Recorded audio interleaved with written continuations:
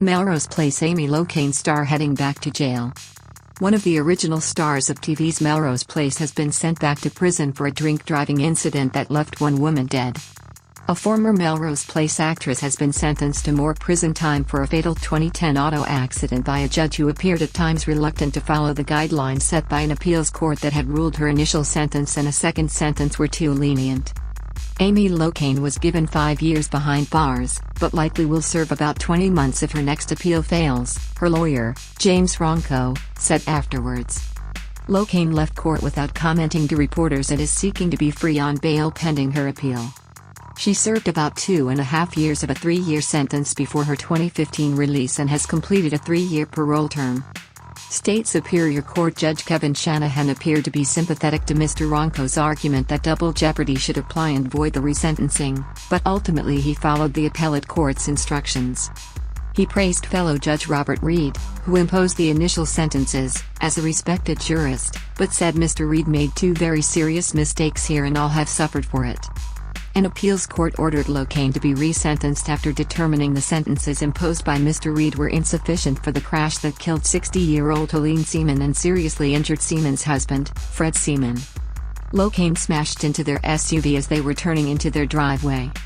Locane's blood alcohol level was likely about 3 times the legal limit for driving at the time of the crash, according to a state expert. "There is not a day that has gone by that I have not thought of the pain that my actions caused the Seaman family and of course Helene Seaman," Locane said in court. "I have worked very hard to correct that behavior and not be that person who did that on that day." Locane, who was convicted of vehicular manslaughter and other offenses, had faced up to 10 years on the most serious count. Fred Seaman sobbed as he told the judge how the crash ripped his family apart and how he nearly died from his injuries. He lashed out at Mr. Reed for elevating the suffering of defendants' children above what we have suffered and continue to suffer. Mr. Reed had cited Locane's young children, including one daughter diagnosed with Crohn's disease, as a mitigating factor in his sentencing. Locane's defense contended the crash was an accident and that a third motorist, whose car the actress had bumped into at a traffic light before the accident, distracted her by honking at her and chasing her after being rear-ended. Though the indictment charging Locane didn't mention intoxication, a state expert testified her blood alcohol level was likely 3 times the legal limit for driving, and that she was speeding about 85 km per hour in a 55 km per hour zone at the time of the crash. A jury acquitted her of aggravated manslaughter, but convicted her of the lesser offense of vehicular manslaughter, a second-degree crime that carries a maximum 10-year sentence.